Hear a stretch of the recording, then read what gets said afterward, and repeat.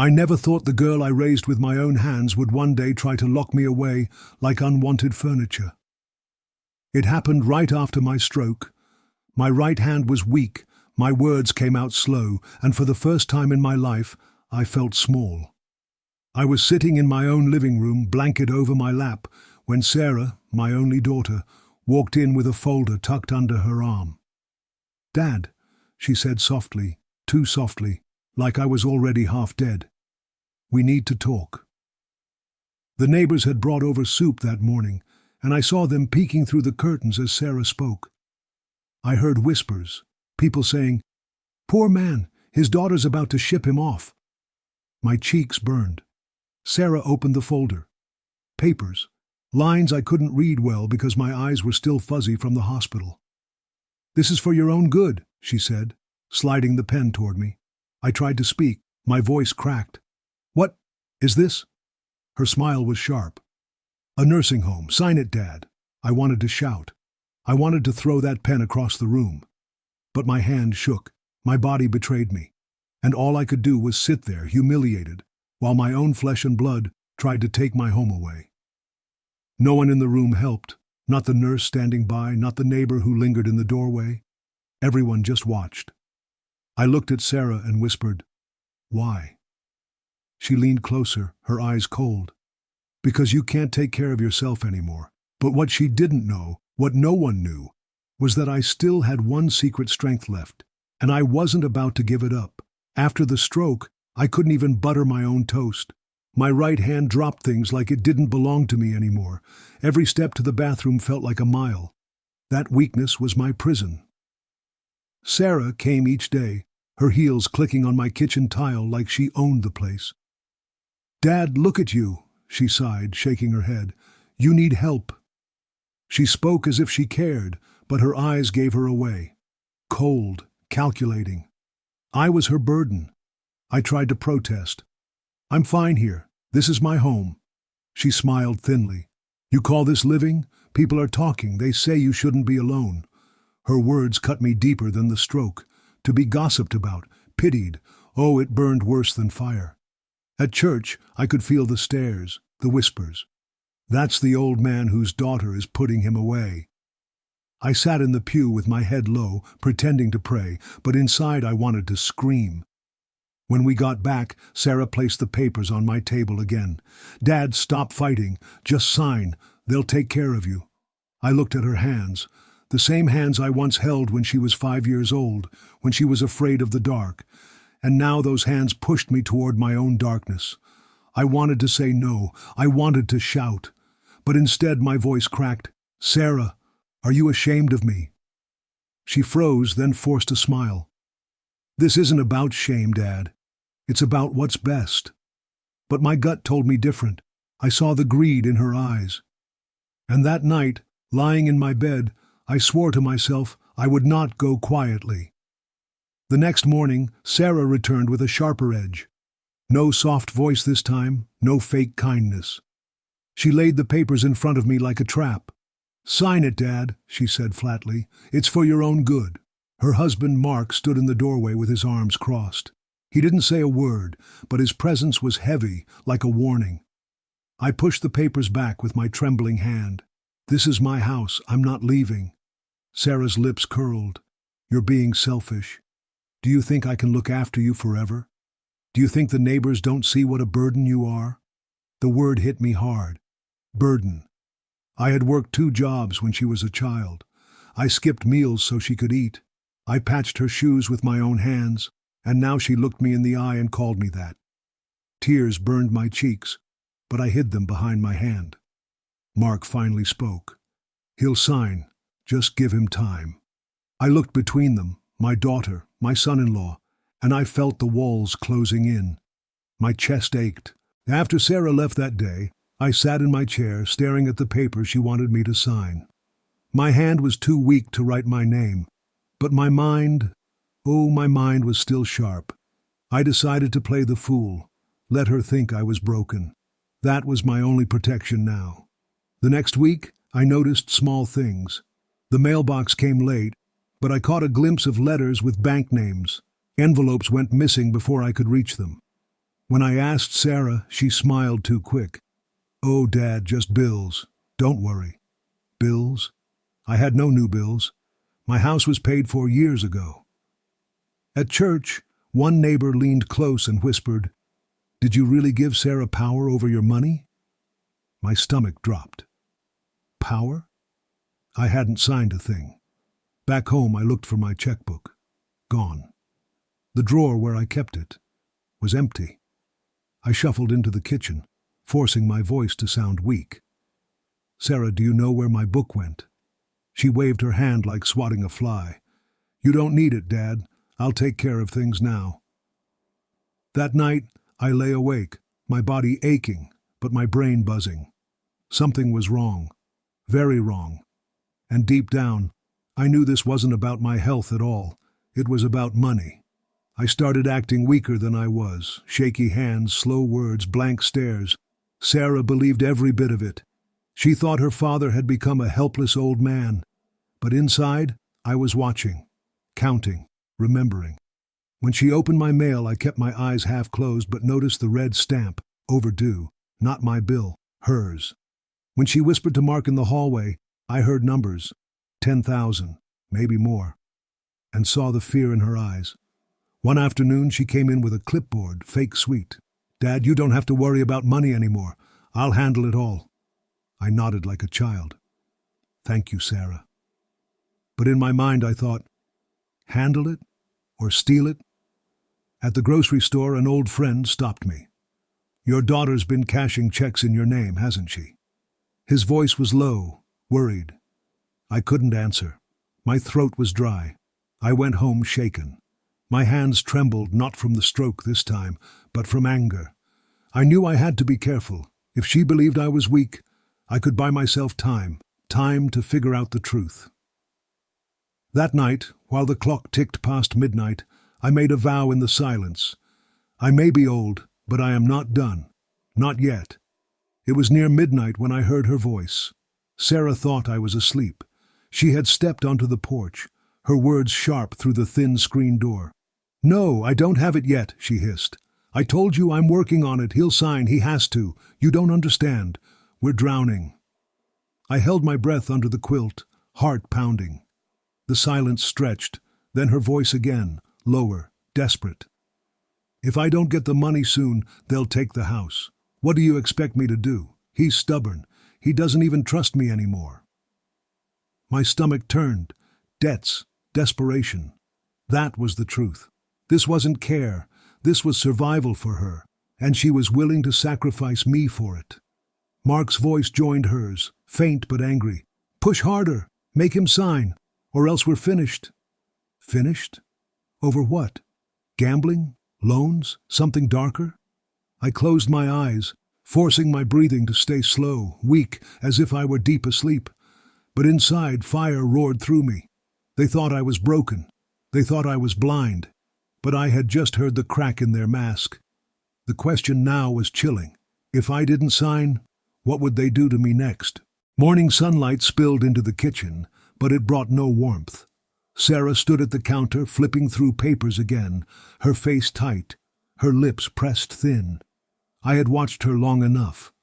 My silence was a chain around my neck. I cleared my throat, my voice rough. "Sarah," I said slowly, "why a nursing home now? Why not before the stroke? Why push me now?" She froze, the papers trembling in her hand. For a moment, her eyes softened, like my little girl was still in there. Then it was gone, replaced by ice. "You wouldn't understand," she muttered. I leaned forward, weak hand gripping the arm of my chair. "Try me." Her gaze cut into me, sharp as a knife. "Because you're a burden, Dad. A burden." The word cracked through the room like thunder, my chest hollowed out. All those nights I stayed up when she was sick. All those winters I worked double shifts so she'd have a coat, reduced to that single cruel word. My throat closed up. "A burden?" I whispered. She didn't flinch. "Yes." I sank back into my chair, stunned. Outside I heard kids playing, laughter floating in through the window. But inside my house, there was only silence heavy enough to crush me. In that silence, I felt something else rising, not just grief, not just shame, but a dangerous, steady fire. And I knew then, if she could look me in the eye and say that, there was no bottom to how far she might go. The word wouldn't leave my mind, burden. It echoed through every corner of the house, louder than any church bell. That evening, Sarah fixed dinner, chicken, mashed potatoes, but I could barely taste it. My hands shook, but not from the stroke. From rage. I watched her across the table, her eyes glued to her phone, her fingers typing fast. "Sarah," I said quietly, "when did I become a burden to you?" She didn't look up. "Don't do this, Dad. Just eat." "I want to hear you say it," I pressed. Finally, she put the phone down, her jaw clenched. "You became a burden when you couldn't even dress yourself. When I had to explain to my friends why I was taking care of you instead of living my life. That's when." The words pierced me deeper than the stroke ever did. I felt myself shrinking in the chair, like an old rag doll tossed aside. I whispered, "I gave you everything I had." Her eyes flicked away, colder than winter. "And now you'll give me what's left." I didn't answer. I couldn't. But inside, a new thought formed, sharp and steady. She will regret this, because a man who has nothing left to lose is the most dangerous kind of man. That night, I sat awake in the dark, listening to the house creak. Sarah's words repeated over and over, "Burden, burden, burden." I stared at the ceiling, whispering to myself, "I am not a burden. I am her father." In the hallway, I heard her footsteps. She paused outside my door, whispering to Mark, "He's stubborn. Tomorrow we'll try again. He has to sign." Mark grunted. "And if he doesn't?" The silence after that chilled me more than winter. I turned my face to the wall, breathing slow, pretending to sleep. But my mind was racing. If they saw me as nothing but weight to drag down their sinking ship, how safe was I under this roof? I remembered the old safe in the basement, the one no one touched for years. What was inside it might just change everything, if I lived long enough to use it. Because now I knew this wasn't just about a nursing home. It was about erasing me. And the question that kept me awake was deadly simple. How far would my own daughter go to make me disappear?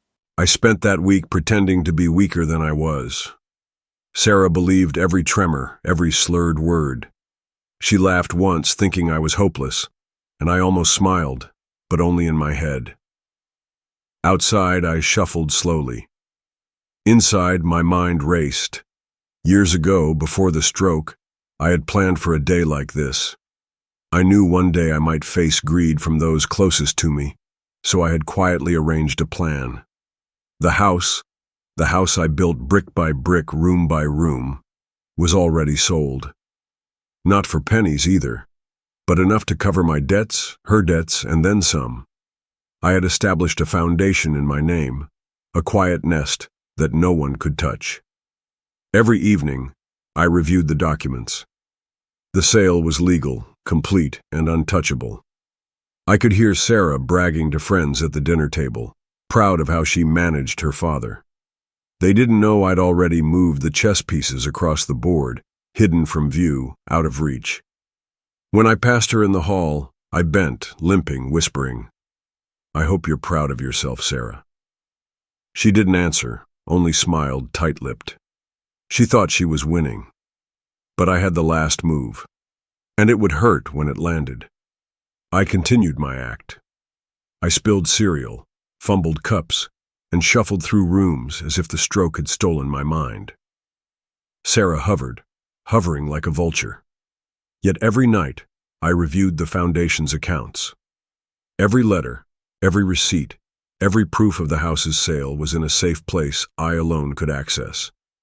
Sometimes I caught Mark staring at me. He thought I was slow, fragile, useless, perfect. The neighbors whispered too. "Poor man," they said. "His daughter is cruel." But no one helped.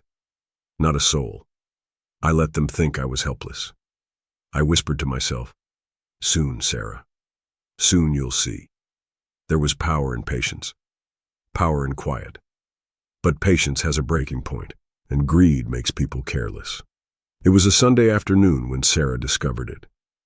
I was resting in the living room, blanket over my legs. She stormed in, waving papers like daggers. "Dad! What did you do? The house, where's the house?" I looked at her slowly, feigning confusion. "What do you mean, Sarah?" Her face twisted. "Don't play games, the house is gone. The deeds, everything. Who did this?" I whispered, quiet, almost too soft to hear. "I did. A long time ago." She staggered back, disbelief painted across her face. You can't do that. That's mine." I leaned back, sipping my tea, the fire behind my eyes barely hidden. "Mine?" I murmured. "You mean yours? Funny, I never thought so." For a moment the room was silent, heavy with rage, fear, and shock. Then she said the words that would haunt her. You'll pay for this, Dad." And deep inside, I knew the war had truly begun. After she found out about the house, Sarah changed.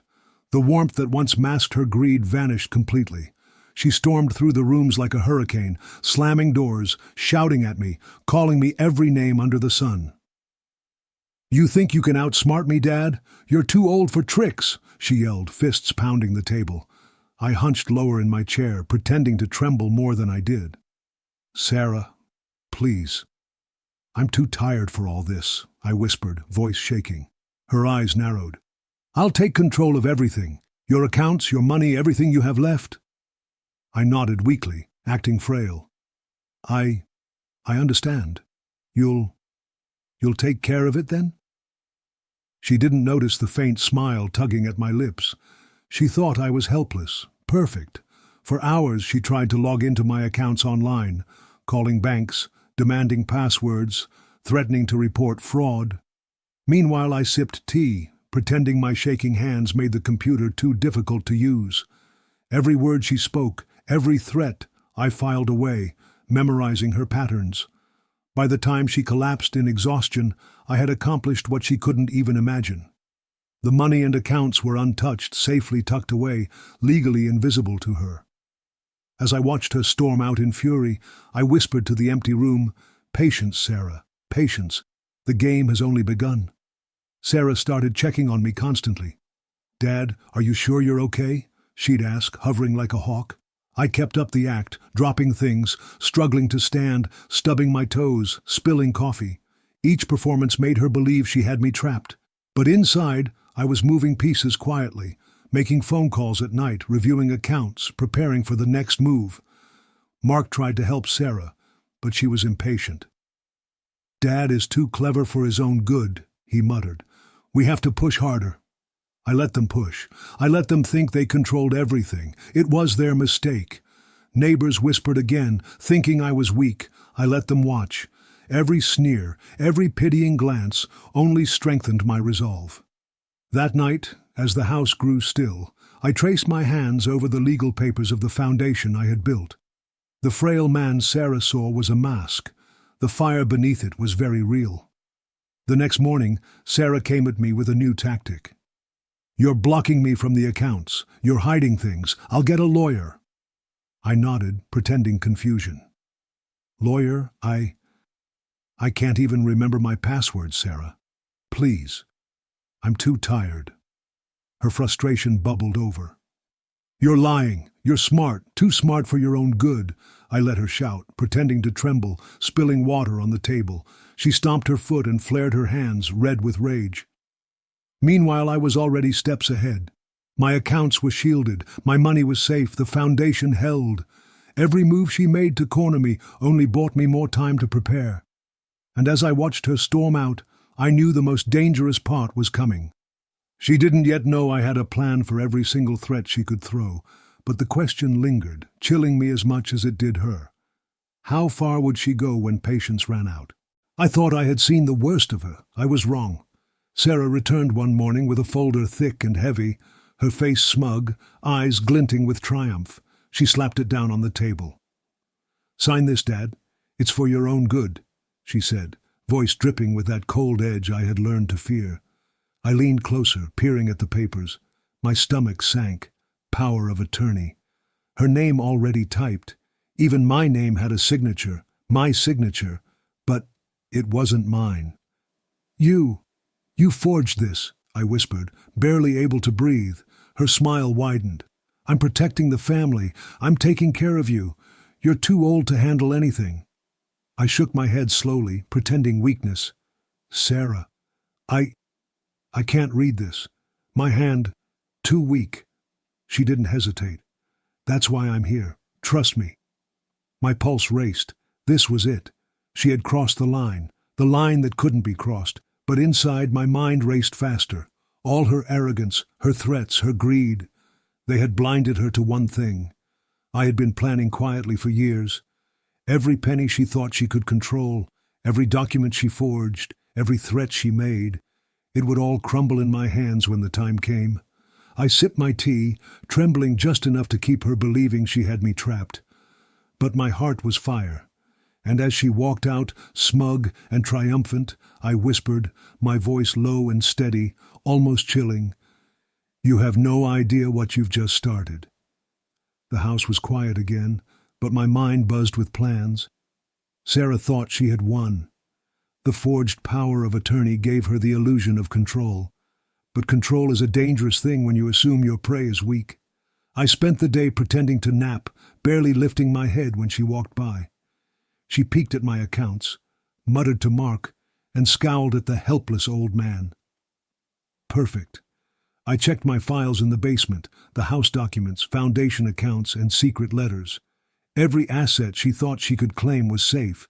Every move she made I had anticipated. Neighbors continued to whisper. I let them. Let them believe I was fading, that I was finished. The more they doubted me, the stronger my advantage grew.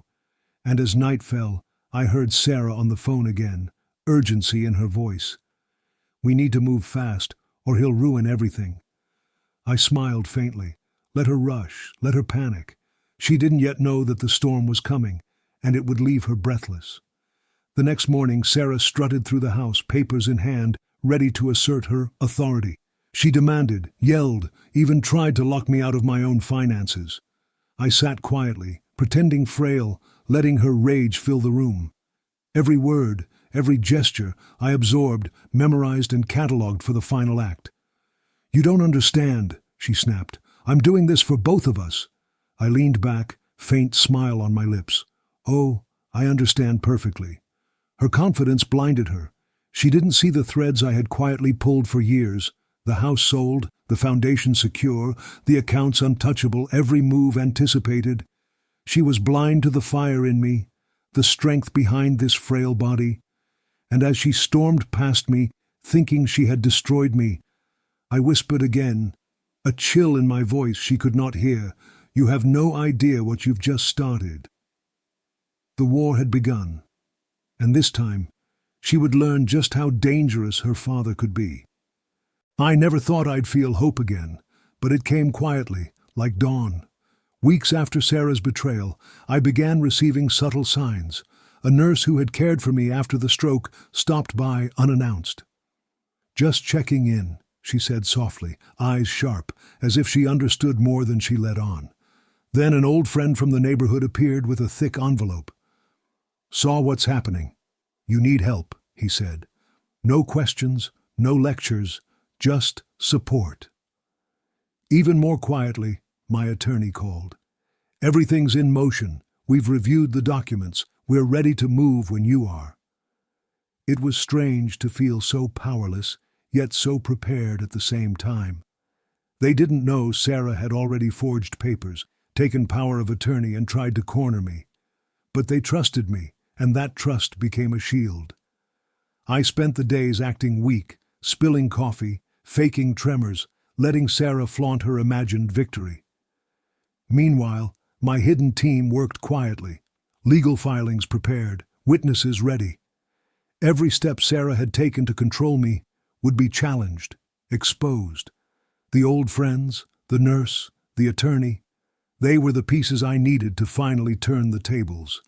And yet, even with allies, one thought haunted me. I whispered to myself late one night, staring at the ceiling, "Soon, Very soon, she'll see that underestimating me was her first mistake. I kept up the act of helplessness every day. Sarah watched, smirked, tried new ways to gain control. She didn't notice the quiet army forming around me. The attorney came often, bringing stacks of papers I couldn't read fully but knew were crucial. My friend visited, offering advice and encouragement. Even the nurse provided tiny clues, letters I could use, observations about Sarah's behavior, weaknesses in her forged signatures. Every detail mattered. Every slip she made was recorded, catalogued. At the grocery store, she boasted to a neighbor, "Everything is under control now.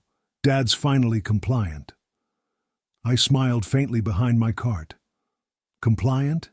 Yes, to her eyes. To the world, I was beaten. But in reality, the trap was closing around her. At night, I spread the documents on my table, memorized every number, every signature. The day Sarah would realize she had been played perfectly was coming. And in the quiet, I felt a thrill. Not vengeance exactly, not yet. Justice, that was what burned in me. Then, one morning, it happened.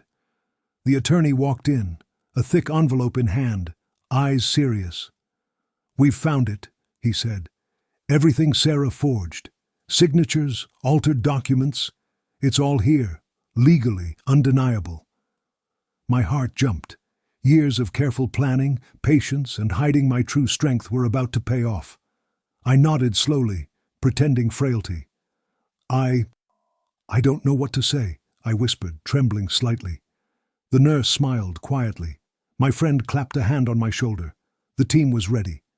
Meanwhile, I imagined Sarah discovering this. The moment she realized her empire of lies would crumble. And I realized something dangerous, thrilling. She had no idea what was coming. The question lingered in my mind, heavy and cold. When she sees the proof, will she fight? Or will she finally understand she's been outplayed?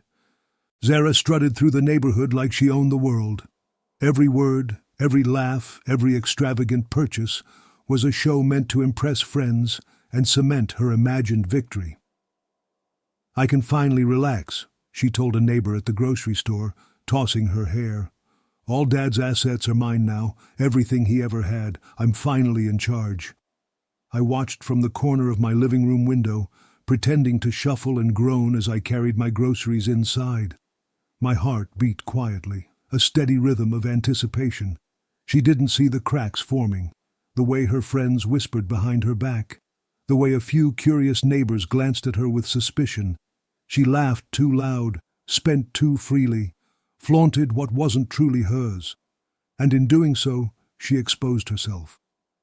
Mark rolled his eyes, muttering under his breath about the recklessness of taking everything too quickly.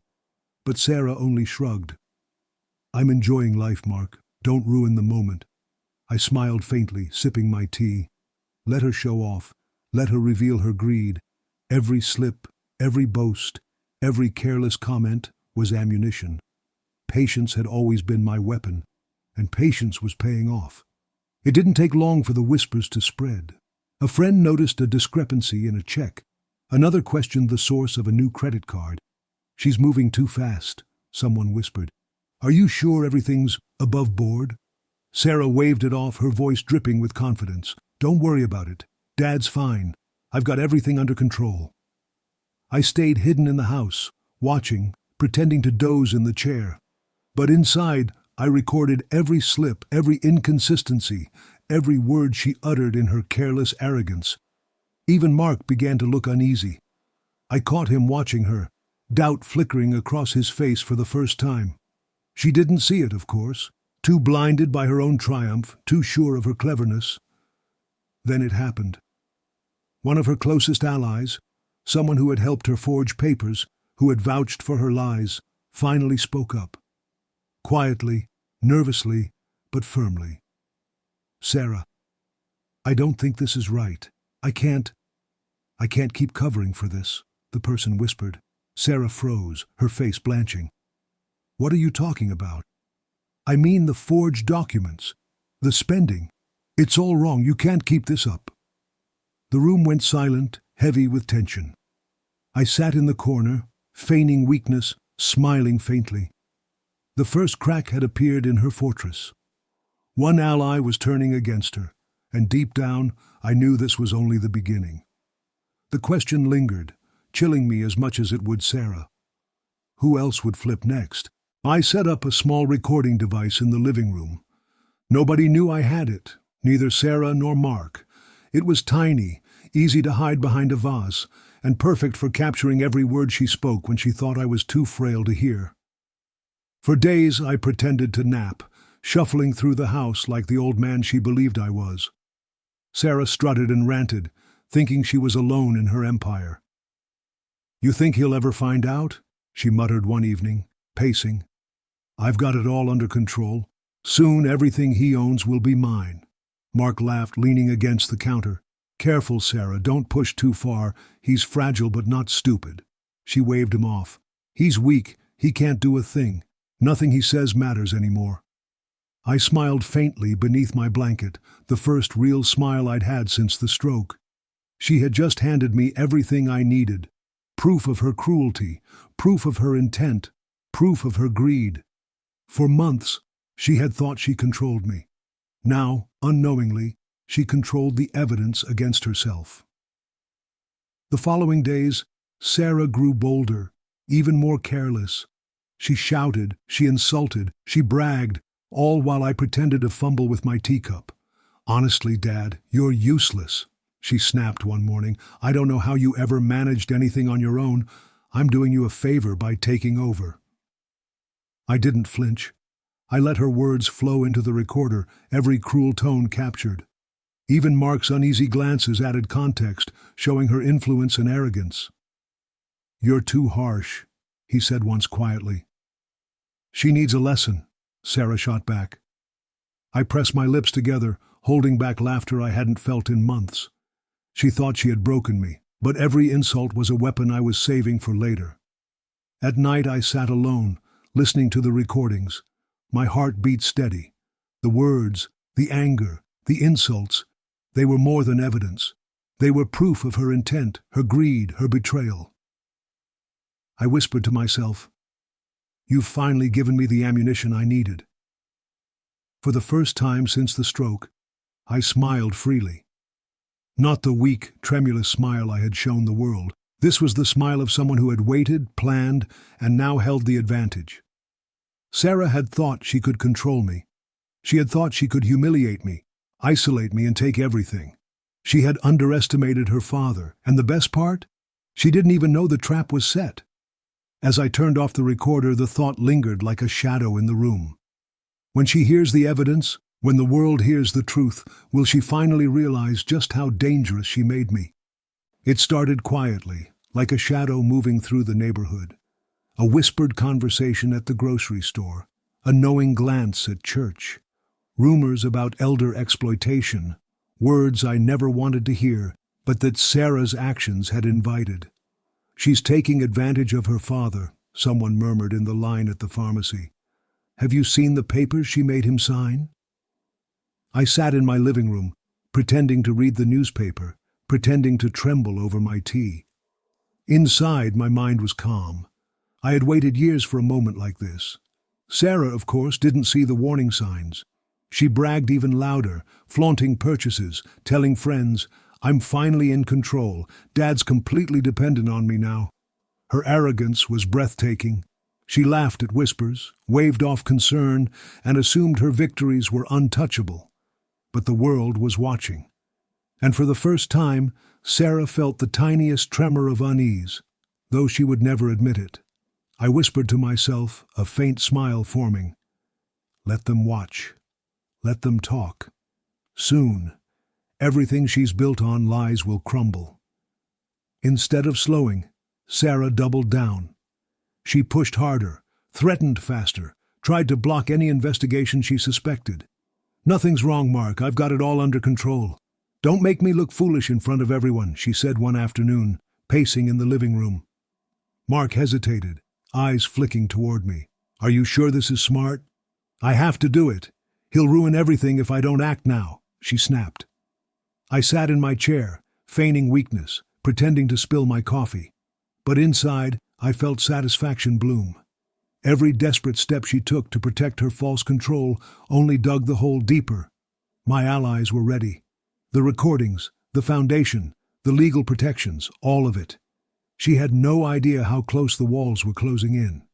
Then, just when she thought she had dodged all consequences, a quiet knock came at the door. It wasn't me. It wasn't Mark. It was a representative from her employer. Calm, polite, but carrying a weight that made Sarah freeze. "We're opening an ethics review," they said softly. "There have been some serious allegations, and we're required to investigate." Sarah's face went pale. She stammered, tried to protest, tried to charm, but the words fell flat. I leaned back in my chair, feigning exhaustion, and whispered softly to myself, "You have no idea what you've just started." The trap had snapped, and for the first time, I truly felt free. It started with a whisper.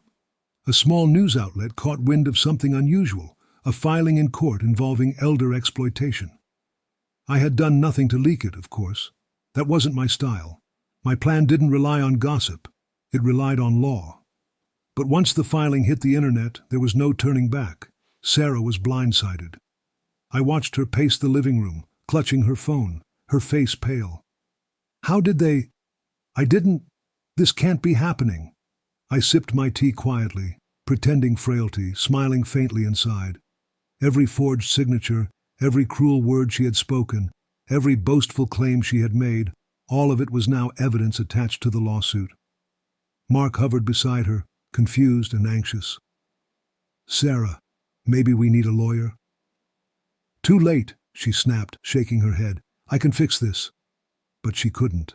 Not now. The filings were real, public, and undeniable. The media started picking up on them. Headlines were gentle at first. Allegations of elder exploitation surface in local case. But the tone was changing. The questions were multiplying. How could she? Was this intentional? What about the father? I stayed quiet, letting her panic build. The same calm patience I had kept for years now bore fruit. Every move she had made to seize power was now a weapon turned against her. And the worst part? She didn't yet know how deep the evidence went. The next morning, Sarah tried to put on a brave face. "It's nothing, just a misunderstanding," she told friends and colleagues. But the panic in her eyes betrayed her. I listened quietly in the kitchen, pretending to shuffle boxes, pretending to fumble with the kettle. She called Mark repeatedly, demanding strategies, trying to spin the story, but even he hesitated. Her friends, neighbors, even casual acquaintances began to notice the cracks. "Are you sure this is all above board?" someone whispered at the grocery store. She waved it off, but the whispers followed her. The headlines began spreading across social media. The narrative was no longer in her control. I smiled faintly. Every lie she had built her little empire upon was starting to crumble, piece by piece. Her arrogance, her haste, her thoughtless bragging, it had all led here. By evening, Sarah was desperate. She stomped through the house, papers in hand, phone pressed to her ear. Her voice was high, shaky. "This isn't over. I can fight this." Mark tried to calm her. "Maybe we should wait. Think this through." "No, we can't wait. We can't let him win," she snapped. I leaned back in my chair, pretending to tremble, drinking tea slowly. Every move she made, every panic-driven decision, I had anticipated. And deep down, I savored the moment. The forged documents, the public exposure, the whispers, the leaks, all of it was now in motion. She had underestimated me for too long. And as I watched her, frantic and cornered, I whispered softly, just for myself, "You have no idea what you've just started." The game was no longer private, it was public, and Sarah was running out of time. I noticed it first at the corner store. A few neighbors whispered as Sarah passed, eyes darting toward me. "Poor man, she's taken everything," one said. At church, the murmurs grew louder. People glanced at her when she walked in, polite on the surface, but wary underneath. "Predator," someone muttered quietly. Sarah didn't notice, or maybe she refused to. She strutted like she owned the aisles, the pews, the streets. But her confidence was cracking, thin as ice in spring. Even Mark hesitated. He watched her falter during phone calls, noticed her trembling hands when she tried to reassure friends. I sipped my tea quietly in my chair, pretending frailty. I didn't need to say a word. The community's judgment was working faster than any lawyer could. It felt beautiful. Justice so quiet, yet so loud. Sarah tried to hold on to her social circle. She called friends, invited them for brunch, texted endlessly about her success and control. But one by one they began to drift away. Invitations went unanswered, calls ignored, polite smiles turned into polite distance. "You've changed," a former friend said gently. "We're worried about the way you're treating your father." She laughed nervously. "It's all under control, really, everything is fine." But I could see it in her eyes, the panic, the realization that her carefully built image was crumbling. She had counted on loyalty, on awe. Instead she found suspicion, fear, and whispers everywhere she went. I sat back in my chair, hiding a faint, satisfied smile. Every boast, every cruel word she had spoken, every forged signature, it was all coming to light. Then the call came, quiet, methodical. An investigator had dug deeper into Sarah's affairs. Not just the forged documents, not just my house, not just the reckless spending, but a network. "She's tied to a larger operation," the voice said over the phone. "Multiple elders, financial exploitation, coordinated. We need more details, evidence, and witnesses." I felt a chill, but it was the good kind, the kind that comes when the trap is perfectly set. Sarah had assumed she was acting alone, clever and untouchable. She didn't know the web she was part of had threads that could snap back, dragging her down. I leaned back, pretending to sip tea. But inside, a fire burned steady, cold and calculating. And the question lingered in my mind, heavy as iron. How far would this network protect her before the law caught up? The courtroom smelled of polished wood and tension. I sat quietly in the front row, pretending fragile, hands shaking over my cane. Sarah walked in behind her lawyer, chin high, eyes blazing. She sneered at me before the judge could even speak. "You're old and weak," she spat. "You'll lose. This is a waste of everyone's time." I nodded slowly, lips pressed together, hiding the smile threatening to break free. Inside, I was steady. Every word she spoke, every look of arrogance was a nail in the coffin of her pride. The murmurs of the audience rippled through the room. Friends she had counted on no longer supported her. Neighbors whispered quietly. The public spectacle had begun. The judge's gavel hit the desk and the room fell silent. "Let's hear the case," he said. I barely moved. I had no speeches, no outbursts. I only had patience, evidence, and truth waiting in the shadows. Sarah's smirk was bright under the courtroom lights. "See? I told you. You can't fight me." I pressed my lips together, my heart steady. Not yet. Her lawyer started his opening statement, mocking me gently, implying confusion, weakness, and poor memory.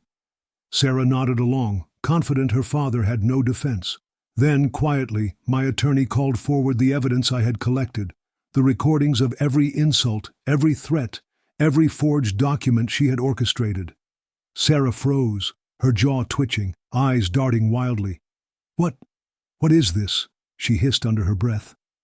The courtroom audience leaned forward, intrigued. Whispers began. "Did she really?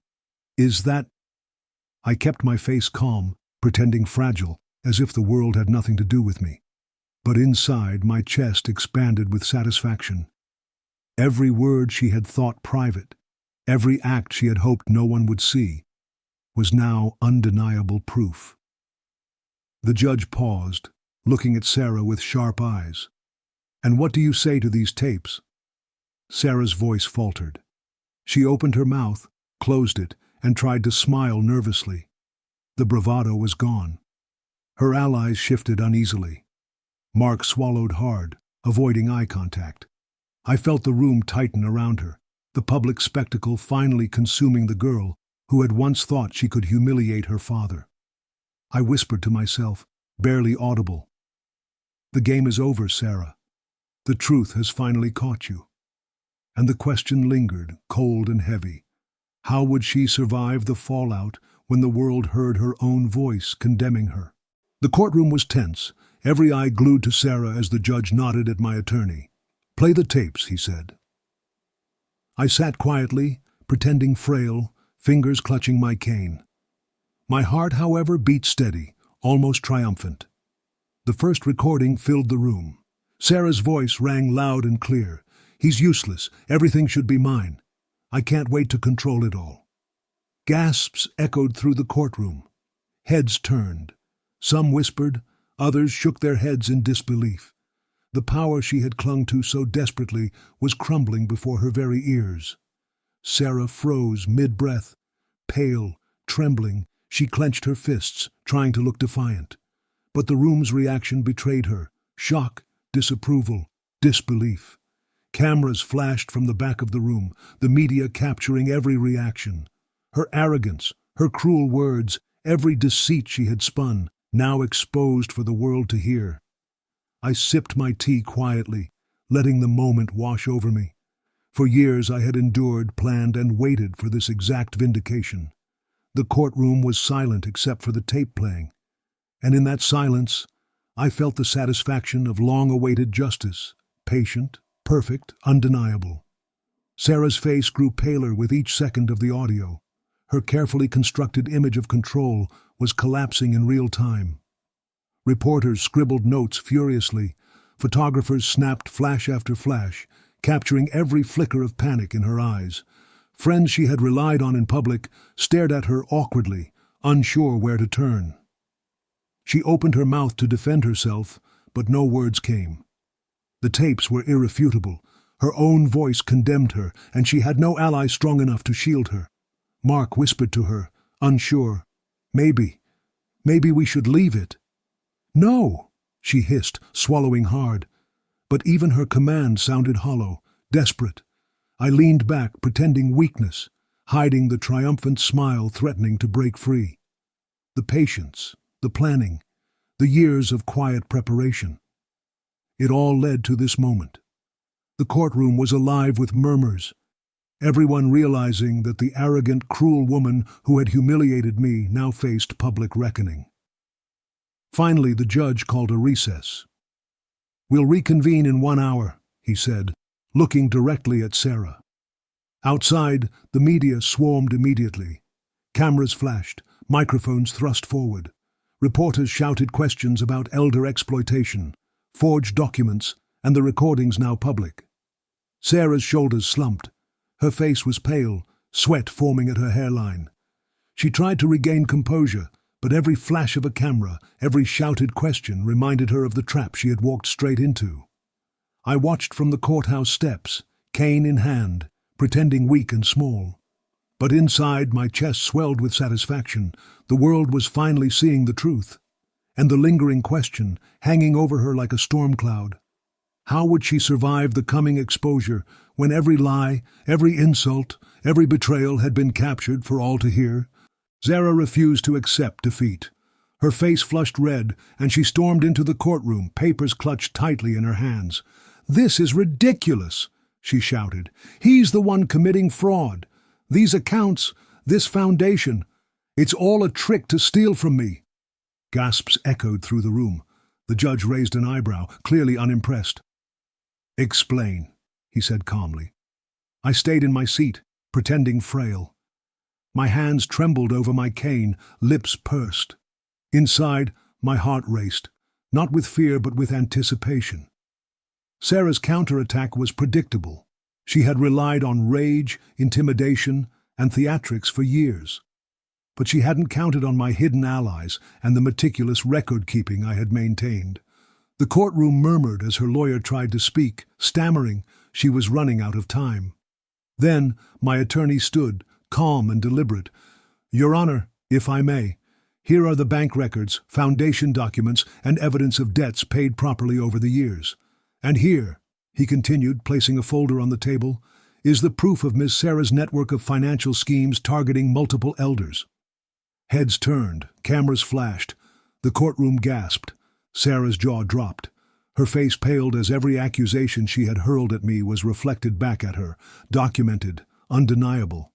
The network, the forged documents, the reckless spending, it all lay bare, exposing her as the orchestrator of greed and deception. I kept my hands folded in my lap, pretending weakness. The chaos around her only confirmed what I had known. The trap had worked perfectly. Sarah tried to speak, stammered and shouted, but every word only dug her deeper. Friends averted their eyes. Mark shook his head, silent and defeated. The judge leaned forward, reviewing the evidence. "Ms. Sarah," he said, voice steady, "how do you respond to this documentation of fraud and elder exploitation?" Her face was ghostly. The audience leaned in, the media capturing every reaction. Her empire of lies, built on deceit and cruelty, was collapsing in real time. I sipped my tea quietly, pretending frailty, letting her unravel before the world. For the first time in years, I felt the thrill of justice, ruthless, perfect, and undeniable. And as Sarah's eyes darted around the courtroom, fear and shock consuming her, I whispered quietly, almost to myself, "You had no idea what you were starting, Sarah. And now the world sees it too." The courtroom was silent, every eye fixed on the judge. I sat quietly, hands folded, pretending frail, but my heart pounded with anticipation. After reviewing the evidence, the tapes, the bank records, the foundation documents, and the proof of Sarah's network, the judge spoke, voice steady and unyielding. "Sarah Thompson," he began, "you have been found guilty of elder exploitation, fraud, and forgery. The court is ordering restitution and community service." Gasps echoed through the room. Sarah's face went pale, her lips trembling. She tried to protest, but the judge raised a hand. "This sentence," he continued, "includes supervised community service in a nursing home, assisting elders directly. The court believes that you must understand the consequences of your actions firsthand." Whispers rippled through the courtroom. Cameras clicked. Friends who had abandoned her earlier looked on silently, some shaking their heads in disbelief. I felt a strange mix of relief and satisfaction. For years I had endured humiliation and betrayal. For years I had watched her plot to humiliate me, to take everything. Now, the fate she had wanted for me, the helplessness, the loss of control, the public scrutiny was hers. I sipped my tea quietly, the old tremble in my hands real enough to keep up appearances, but inside I was soaring. Justice had finally arrived. Sarah sat frozen, absorbing the full weight of the sentence. Her arrogance, her sneers, her confident smirk, they were gone. She would work in a nursing home, serving the very elders she had tried to exploit. A cruel irony, yes, but perfectly just. I noticed her shoulders slump as the reality sank in. Reporters crowded outside, capturing every expression, every falter. The public spectacle was complete. Mark hovered by her side, quiet and remorseful. She had burned every bridge, alienated every ally, and now faced the consequences. I felt a quiet catharsis, a deep, steady satisfaction that came from patience, planning, and endurance. The humiliation, the betrayal, the stolen years, they had all led to this perfect, poetic justice. Outside the courthouse, Sarah's panic was on full display. Cameras flashed, neighbors whispered, and friends avoided eye contact. The woman who had tried to control everything, dominate her father, and humiliate him in private and public had finally faced the truth. I walked slowly past her, pretending weak, cane in hand, eyes soft. No words, no gloating, just the quiet certainty that years of patience and planning had delivered justice. Inside, the world now knew the truth. Her own actions had sealed her fate. She would serve in a nursing home, a place she once wanted for me, and face the daily reality of those she sought to exploit.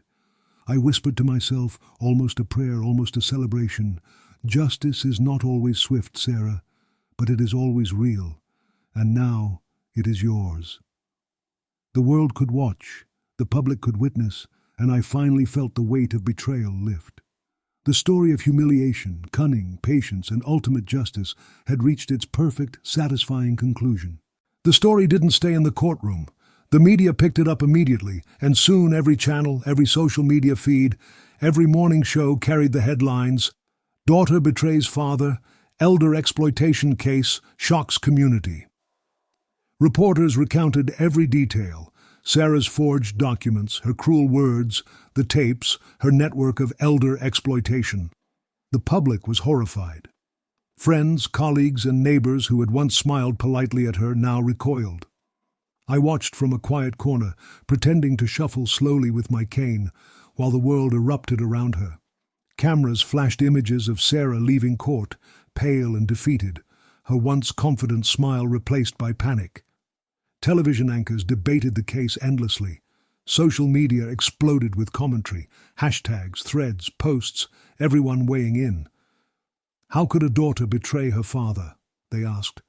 "The world needs to see this." She was branded nationally. Her arrogance, her cruelty, her greed, everything was laid bare. Mark stayed near her, silent and withdrawn, no longer the comforting ally she had relied on. Her reputation, meticulously built over decades, crumbled piece by piece in the court of public opinion. I sipped tea quietly from my porch, the sun soft on my face. The world had witnessed what I had known for years: betrayal, greed, and cruelty have consequences. Sarah's career ended almost immediately.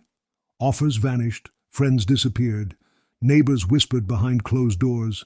The woman who had tried to control me, humiliate me, and take everything she could was now isolated, shamed, and powerless. I stayed in my house, quiet and small, letting the media frenzy rage beyond my windows. I didn't need to speak, didn't need to gloat. The justice I had patiently planned for years had arrived, perfectly and publicly. I thought about the years I had endured, her insults, her schemes, her threats, and for the first time in a long while I felt truly free. I had survived, planned, waited, and finally seen the consequences of betrayal unfold. The world had watched her fall, but I watched quietly from a distance, savoring a calm, private satisfaction. And in that stillness, I whispered softly, to no one but myself, "You thought you could take everything from me, Sarah, but the truth always comes out, and now the world sees you as you really are." Justice was complete. Humiliation, betrayal, greed, all returned to the sender. Even though my body was still weak from the stroke, I felt stronger than I had in years. Every tremor, every ache, every moment I had pretended frailty had been a mask. Behind it, my mind had never been sharper. I walked slowly through the living room, cane in hand, and paused by the window. The sunlight poured in, casting warm patterns across the floor. For the first time in months, I felt lighter. The humiliation Sarah had tried to inflict, the betrayal, the years of manipulation. It no longer had power over me. I had survived, I had endured, and I had outsmarted her at every turn. I remembered the tapes, the documents, the careful planning, and the allies who had quietly supported me. Every move, every small step had led to justice. And now, as I breathed in the calm of my home, I realized something profound. Physical weakness does not define strength. Courage, patience, and wisdom do. I whispered softly to myself, "I am not defeated, I am not broken, I am stronger than ever." A week later, I made my way to the foundation office. Others were there, people like me, elders who had suffered, who had been vulnerable, who had once felt powerless. I walked slowly past their desks, smiling quietly at faces filled with hope, gratitude, and quiet relief. Each of them had a story, a struggle, and a desire for justice. I met with the staff, the lawyers, the volunteers. They greeted me warmly. "We've been waiting for you," one said gently. Sitting there, surrounded by people fighting for fairness, I felt a deep sense of purpose. My ordeal, my struggle, had become part of something bigger. For the first time in a long while, I felt fully alive. Not just surviving, but contributing, making a difference. And as I looked around the room, filled with those who had also endured betrayal, I realized justice is not only personal, it is shared. I whispered softly a promise to myself: we endure, we survive, and we fight until the truth is heard and the world finally sees it. I left the foundation office that day knowing that, though my body was frail, my spirit had never been stronger. I sit quietly in my living room, Kane leaning against the chair, sunlight spilling across the floorboards. The house is peaceful now, the kind of stillness that comes after a storm has passed. I think about Sarah, the daughter I raised, the girl who once held my hand and trusted me, now unrecognizable. The person who tried to humiliate me, to take everything, is gone, replaced by someone the world has judged and corrected. I whisper softly to myself, more to the memory of what was than to anyone else. The daughter I raised is gone, but the fight she sparked will save others. Her greed, her betrayal, her cruelty, they left scars. But those scars became lessons. The foundation, the recordings, the careful planning, it wasn't just about me. It was about setting an example, about ensuring others wouldn't suffer in silence. I glance around the house, seeing reminders of a life long lived, filled with love, patience, and endurance. I think about the community, the neighbors, the quiet allies who had helped me. Their support, though unnoticed at the time, was proof that justice isn't a solitary journey. I sip my tea, letting the warmth fill me. My body is still fragile, but my mind is sharp, my heart steady. I have survived humiliation, betrayal, and cruelty, and I have emerged wiser, calmer, and more determined to protect others. Outside, life moves on. The world continues, and people will remember Sarah's fall, the consequences of greed and betrayal.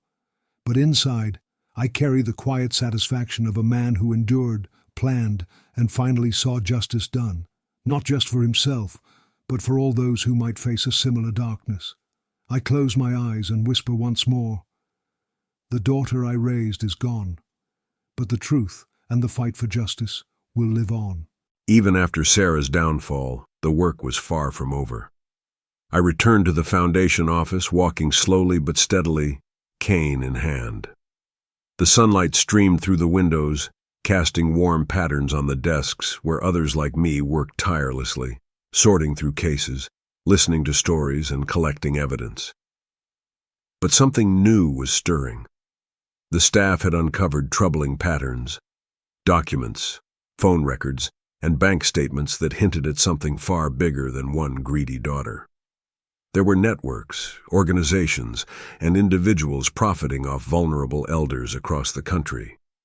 A nationwide scheme, carefully hidden, quietly thriving while people suffered in silence.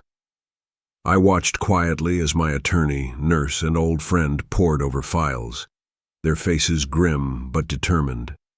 This wasn't just Sarah anymore. This was a system built to exploit the weak, and it was waiting for someone to stop it. I felt a surge of purpose I hadn't felt since the stroke. Weak in body, yes, but stronger in spirit than ever. Years of patience, planning, and surviving betrayal had prepared me for this moment. I whispered softly to myself, the words carrying both resolve and a quiet thrill. We've only scratched the surface. There's more to uncover, more to stop, and we will. Outside, the world went on, unaware of the battles quietly raging in offices, courtrooms, and homes. But inside, the foundation hummed with life, dedication, and quiet determination. And as I leaned on my cane, looking around at the faces of allies and survivors, I let a small, steady smile touch my lips. The fight isn't over, I murmured. And then, almost as if the universe were listening, I whispered the words that would carry both warning and hope. And this was only the beginning.